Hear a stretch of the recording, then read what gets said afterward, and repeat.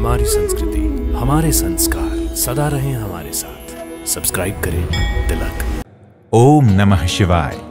आप सभी का हमारे कार्यक्रम दर्शन में हार्दिक अभिनंदन। आज हम आपको जिस मंदिर में दर्शन करने के लिए ले चलेंगे वो देवाधिदेव महादेव शिव शंभू को ही समर्पित है।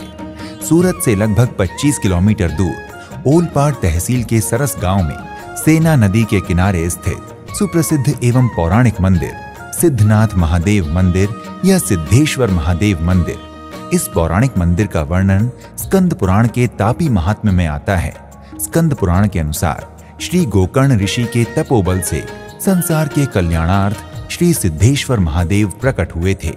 इस स्थान से संबंधित कथा के अनुसार जिस जगह आज ये भव्य मंदिर खड़ा है उस जगह एक समय हरा भरा घास का मैदान हुआ करता था, जहां ग्वाले अपनी गायों को चराने के लिए लेकर आते थे। इन्हीं गायों में से एक गाय प्रतिदिन एक निश्चित स्थान पर जाकर रुक जाती थी, जहां उसके थनों से स्वतः ही दूध की धार बहने लगती थी। जब ग्वाले का ध्यान इस ओर गया तब उसे बहुत आश्चर्य हुआ और उसने ये बात अपने गांव में बताई। धीरे धीरे ये बात गोकर्ण ऋषि के कानों तक भी पहुंची। तब ऋषि ने ध्यान लगाकर अपने तपोबल और दिव्य दृष्टि के द्वारा देखा कि उस स्थान पर भूमि के अंदर एक शिवलिंग उपस्थित है।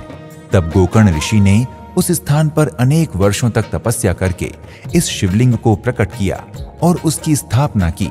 इसलिए ये मान्यता है कि ये शिवलिंग स्वयंभू है। तपस्या के समय ऋषि गोकर्ण ने इसी स्थान पर सिद्धि प्राप्त की थी। इसी कारण से ये शिवलिंग सिद्धनाथ महादेव के रूप में विख्यात है। एक अन्य जनश्रुति के अनुसार रावण का वध करने के पश्चात भगवान श्री राम जी को ब्रह्म हत्या का दोष लग गया था, जिसके निवारण हेतु उन्होंने अनेक स्थानों पर पूजा अर्चना की थी। उसी दौरान उन्होंने सिद्धनाथ महादेव मंदिर में भी पूजा की थी। इसी कथा से संबंधित यहाँ रामबाण कुआं तथा रामकुंड नामक 2 जल स्रोत भी हैं, जिनका पानी बहुत मीठा है। कहते हैं श्री रामचंद्र जी ने ही भूमि में बाण चलाकर यहाँ गंगा को उत्पन्न किया था, इसलिए इस कुएं का नाम रामबाण कुआं पड़ गया। इतना ही नहीं, यहाँ के खंडित शिवलिंग में से भी मीठे जल का स्राव होता है, जिसके कारण ये शिवलिंग खंडित होते हुए भी पूजनीय है। यहाँ के शिवलिंग के खंडित होने के पीछे भी एक कथा जनमानस में प्रचलित है।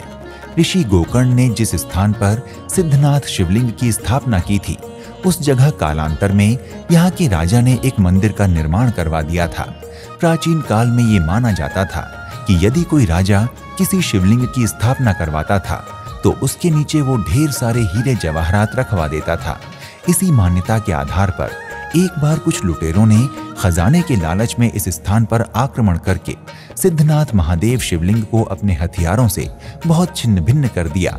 तब देवों के देव महादेव को क्रोध आ गया और लुटेरों के हथियारों से शिवलिंग में जितने भी छेद हुए थे वहां से असंख्य मधुमक्खियां निकलने लगी।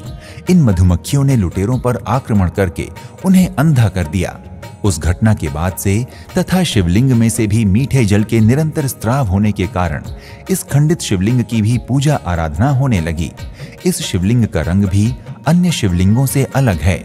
आज के इस एपिसोड को हर हर महादेव के जयघोष के साथ यहीं विराम देते हैं। मिलते हैं एक नए धाम की यात्रा पर। प्रणाम। इति शुभम।